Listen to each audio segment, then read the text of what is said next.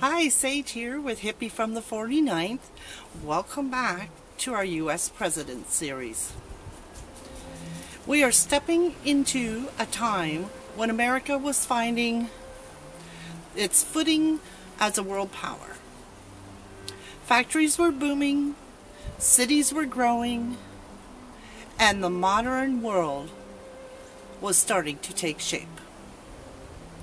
From William McKinley to the quiet confidence of Calvin Coolidge. We are meeting the leaders who guided the country through expansion, reform, corruption, war, and into the edge of the roaring 20s. So get cozy and let's take a walk through this turning point in history together. Number 25. William McKinley served from 1897 to 1901. His VPs, or vice presidents, were G. Hobart and T. Roosevelt. He was from Ohio. His family valued education and religion. They were Methodists. Before he was elected, he had many jobs. He was a school teacher, Union Army soldier under General Rutherford Hayes. He was a lawyer, a prosecuting attorney, a member of Congress, and the governor of Ohio.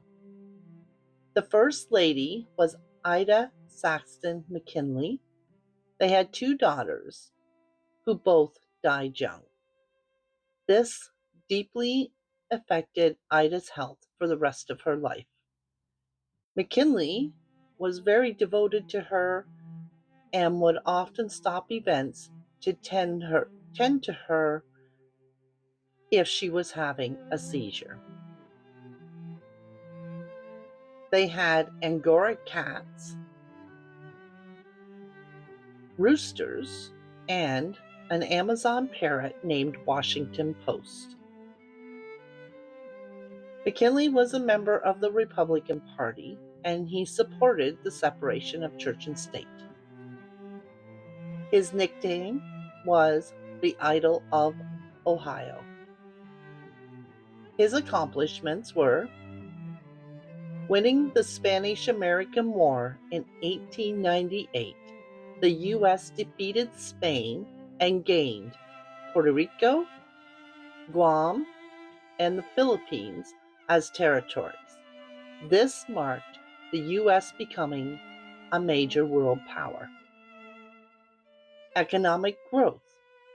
He promoted protective tariffs in hopes of helping American industries, and he supported the gold standard, which stabilized the economy. Strong leadership style, widely respected personally for his calm and polite manner, and being well disciplined. He was criticized for American imperialism.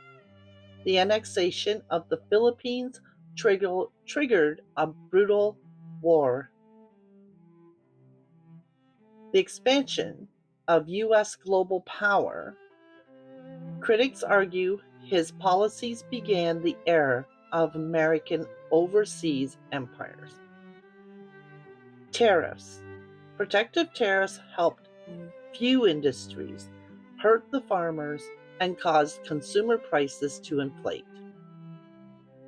Annexation of the Kingdom of Hawaii. To gain a military base at Pearl Harbor, it was frowned upon in this day and age to overthrow a sitting monarchy. He was known to smoke cigars heavily and loved playing cribbage. He wore a red carnation in his lapel every day for good luck. He often handed them out to people in crowds. At the Pan American Exposition in Buffalo, New York on September the 6th, 1901, he gave his red carnation to a little girl before he went out to greet the public. Moments later, he was shot by Leon Kozlowski, an anarchist, shooting him twice. He started to recover, but died days later due to complications at the age of 58. Number 26. Theodore Roosevelt served from 1901 to 1909. His vice president was C. Fairbanks.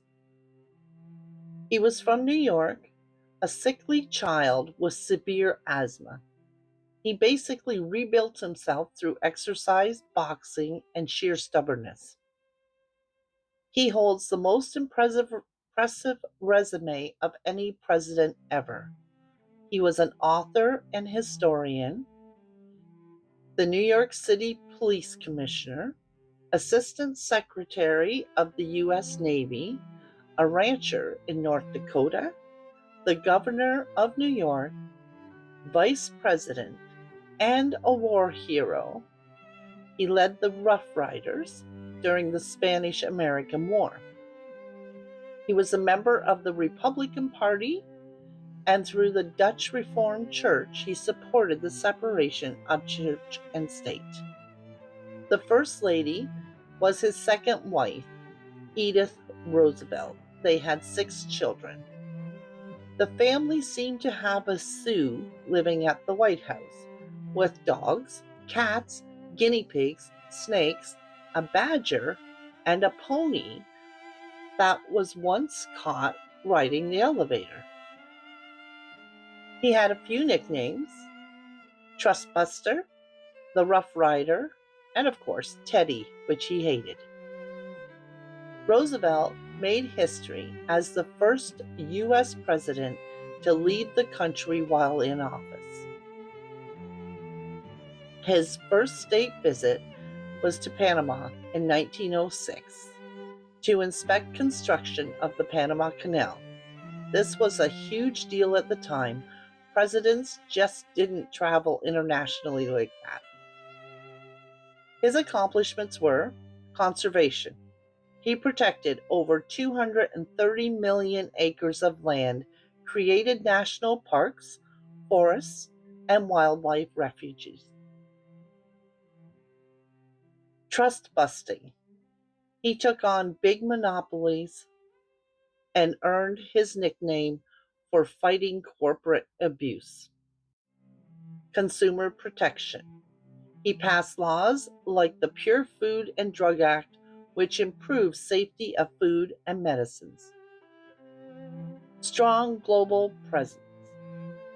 He helped negotiate the end of the Russo-Japanese War and won the Nobel Peace Prize for doing this.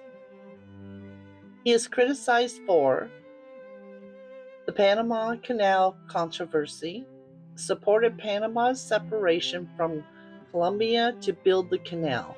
Many saw this as U.S. interference. Expansion of presidential power. He pushed executive authority too far. Mixed record on race. He invited Booker T. Washington to the White House, also supported policies that harmed racial equality. During a hunting trip, Roosevelt refused to shoot a captured bear because he thought it was unfair. A political cartoon picked it up, and a toy company, Stipe, helped popularize the teddy bear in 1903. He read a book a day sometimes, boxed in the White House, gave speeches while bleeding after being shot, and loved exploring, hunting, and nature. He was basically an action movie president. His daughter was once quoted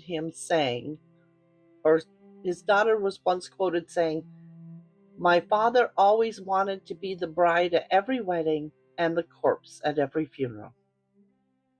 He stepped down peacefully at the end of his term. He remains on that list of one of the greatest presidents ever. He died in 1919 at the age of 60 in New York. Number 27. William Howard Taft served from 1909 to 1913. His vice president was J. Sherman. He was from Ohio, a prominent family. His father had served as U.S. Attorney General and Secretary of War. Was raised in a Unitarian household. He had an impressive law career before politics. He was a lawyer, judge on the Ohio Superior Court, a Solicitor General of the United States, a federal judge, Governor General of the Philippines, and Secretary of War under Roosevelt. The First Lady was Helen Huron Taft. They had 5 children. The family had dogs and a few small animals. His nickname was Big Bill. He was a big man, over 330 pounds while he was in office. He was a Republican and he supported the separation of church and state. His accomplishments were legal and administrative reforms.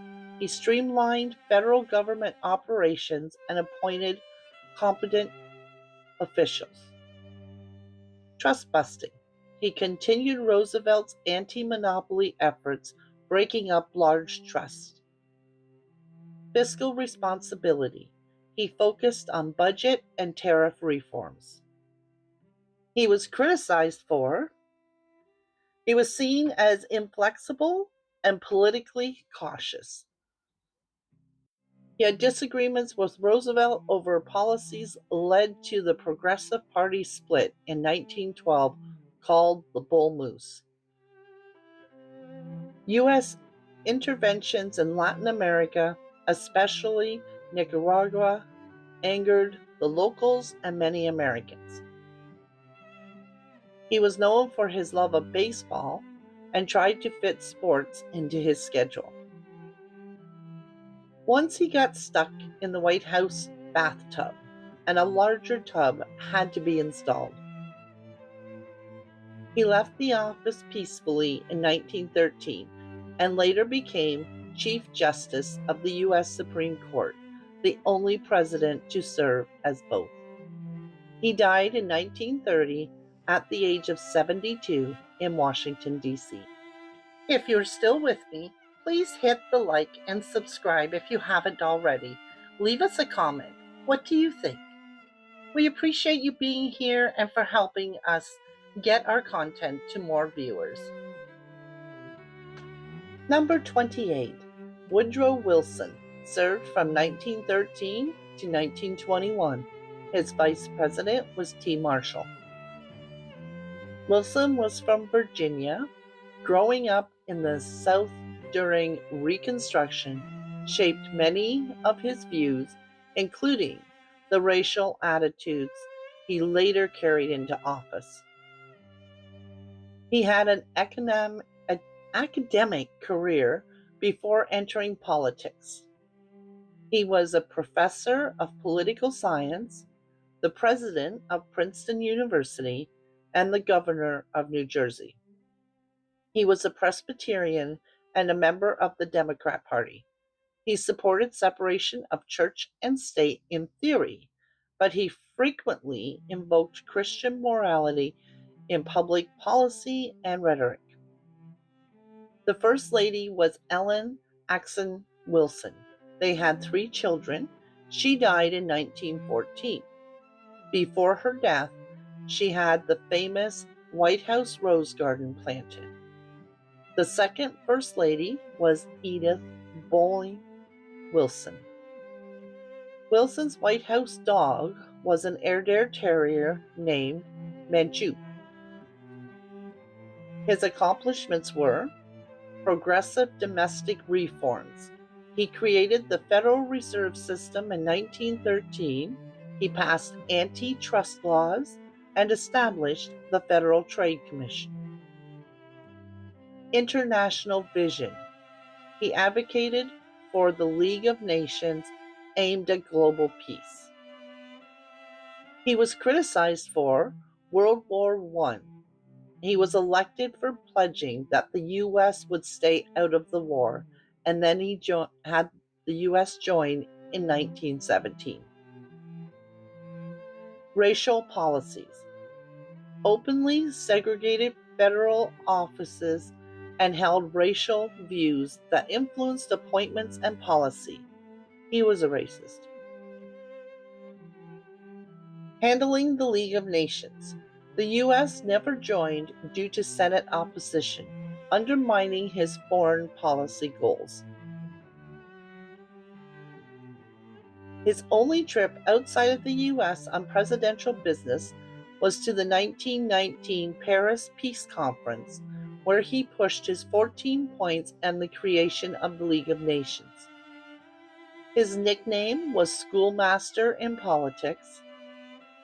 He was very formal, detail-oriented, and sometimes stiff in social situations. He suffered a severe stroke in 1919, after which his wife Edith managed many presidential duties behind the scenes. He stepped down peacefully at the end of his term. He died in 1924 at the age of 67 in Washington, D.C. Sidebars. The Treaty of Versailles, 1919, was the peace agreement that officially ended World War I between Germany and the Allied powers. The League of Nations. The idea was for an international organization where countries could negotiate and resolve disputes without war. It was Wilson's dream. The League would prevent future wars by encouraging diplomacy, cooperation, and collective security. Wilson pushed hard for it, but the U.S. Senate never ratified the Treaty of Versailles, so the U.S. never joined the League. Woodrow Wilson's 14 points, 1918. No secret treaties. Countries should make agreements publicly. Freedom of the seas. International waters should be open in peace and war. Free trade. Remove economic barriers between countries. Disarmament. Reduce weapons to the minimum needed for safety. Fair colonial policies. Respect the interests of colonized people. Russia's self-determination. Allow Russia to govern itself after the revolution. Belgium's independence. Restore it fully. France's independence and Alsace-Lorraine. Return territories taken by Germany. Italy's borders. Adjust based on nationality. Austria-Hungary. Let ethnic groups govern themselves. Balkan states. Restore independence and self-rule. Turkey, Ottoman Empire. Secure sovereignty for non-Turkish peoples. Poland, create an independent state with access to the sea. The League of Nations, an international organization to resolve conflicts peacefully. Number 29. Warren Harding served from 1921 to 1923. His vice president was C. Coolidge. He was from Ohio, in a small town attending the local Northern Baptist church. Before entering politics, he owned and edited the local newspaper, the Marion Star. After that, he was an Ohio State Senator, the Lieutenant Governor of Ohio, and a U.S. Senator for Ohio. The First Lady was Florence Kling Harding. They had no children. They did have a few dogs, and after his death, a number of extramarital affairs became public. He was a member of the Republican Party, and he supported the separation of church and state. His accomplishments were economic policy. He promoted tax cuts and pro-business policies encouraging economic growth. Reduced federal spending. He tried to shrink the budget after World War I wartime expenses. Return to normalcy. He appealed to Americans weary of war and international entanglements. He was criticized for corruption and scandals. His administration was plagued with corruption, the most famous being the Teapot Dome scandal. He was not directly implicated in most scandals, but his appointees were notoriously corrupt. Personal indiscretions. He had affairs, including his secret but known mistress, Nan Britton, to whom he wrote very steamy love letters to. His nickname was Winnie. He was known to be charming, sociable, and wrote poetry, and for hosting lively parties. He died suddenly in office in 1923 at the age of 57. It was suspected that his wife had enough and poisoned him, although it could not be proven. Sidebar: the Teapot Dome Scandal, 1921 to 1924. The scandal involved secret leasing of federal oil reserves to private oil companies. Key reserves were Teapot Dome in Wyoming and Elk Hills in California. These reserves were originally set aside by the U.S. Navy in case of emergency, so they were government property. Albert B. Fall, Harding's Secretary of the Interior, secretly leased the oil fields to private companies. Fall accepted bribes and gifts from the oil companies, including cash, bonds, and cattle. Harding himself was not directly implicated, but the scandal occurred under his administration, tarnishing its reputation. Investigations revealed the corruption and bribery, shocking the American public. Albert B. Fall became the first U.S. cabinet member to go to prison for crimes committed in office. The scandal was exposed after Harding's death, which added to the intrigue. Number 30. Calvin Coolidge served from 1923 to 1929. His vice president was C. Dawes. He was from Vermont, a small rural town in the Congregationalist household. He was a lawyer before entering the political arena. He was a city councilman and mayor of Northampton, Massachusetts, then a state legislator, the governor of Massachusetts, and the vice president under Harding. He gained national attention for leading the Massachusetts National Guard during the Boston police strike of 1919, earning a reputation as a firm law and order leader. The First Lady was Grace Coolidge. They had 2 children, and one son died young, which affected Coolidge deeply. They had several cats and dogs at the White House and a pet raccoon that was given to him as a Thanksgiving gift. He loved his animals, but kept a quiet and orderly household. He was a member of the Republican Party, and he supported the separation of church and state. His accomplishments were economic prosperity. He presided over the Roaring Twenties economic boom, supported low taxes, limited government, and pro-business policies. Fiscal responsibility. He balanced the federal budget and reduced government spending. Law and order. He was calm, rational, and enforced the law firmly. He was criticized for laissez-faire policies, The government stayed out of economic regulations, which was believed to contribute to the 1929 stock market crash. Social issues. He stayed quiet on civil rights and social reforms, avoiding controversy. Isolationism. His foreign policy was hands-off. His nickname was Silent Cal.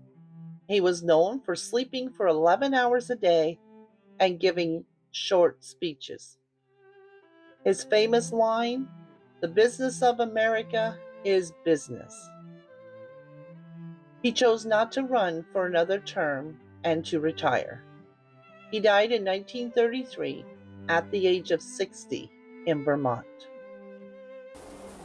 So what stood out to you? Was it the rise of American power? The push for reform? Because this chapter of history isn't just about presidents, it's about a country changing. Fast and at times not for the better. Next time, we move into a whole new kind of challenge.